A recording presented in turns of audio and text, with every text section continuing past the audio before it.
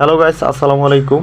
আপনি দেখতে পাচ্ছেন একটি Honda bezel hybrid 2017 model RS. তো এই গাড়িটার যে প্রবলেম সেটা হচ্ছে গিয়ারবক্স ইস্যু। তো সাধারণত এই গাড়িগুলো ডুয়েল ক্লাসে প্রবলেম হয়, হোন্ডা গ্রেস, হোন্ডা ভেজেল। তো এই গাড়িটা ভিন্ন একটি সমস্যা, সেটা হচ্ছে এই গাড়িটা নিচ দিয়ে গিয়ার অয়েল লিক করে পড়ে গিয়েছিল।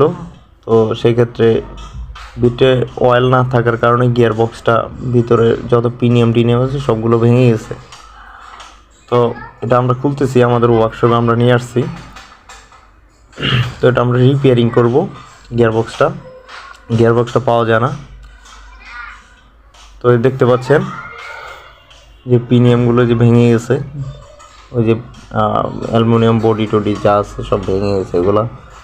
তো এগুলো আমরা পুরো পার্টে আলাদা করব। আলাদা করার পরে দেখব আমরা কোনটা নষ্ট হয়ে গেছে, ওইগুলোকে আমরা চেঞ্জ করে দেব। তাহলেই আলহামদুলিল্লাহ ওকে হয়ে যাবে। তো আপনাদের যদি এই ধরনের কোনো প্রবলেম হয় আমাদের সাথে যোগাযোগ করতে পারেন, ডিসক্রিপশন নাম্বার দেওয়া থাকবে।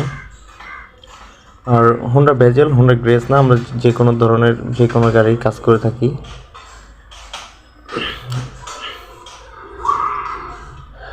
দেখতে পাচ্ছেন ভিডিও কেটে কেটে দিয়েছি, তো এতটা লং টাইম ভিডিও করা সম্ভব না। দেখতে পাচ্ছেন এটা হাইব্রিড মোটর, এটাও চলে গেছে। ভিতর ব্যারিং টেরিং যা আছে সব নষ্ট হয়ে গেছে আর কি, তেল ছিল না সেই কারণে। তো আপনারা যারাই গাড়ি চালান ভালোভাবে আপনাদের গাড়িগুলো মেনটেনেন্স করবেন।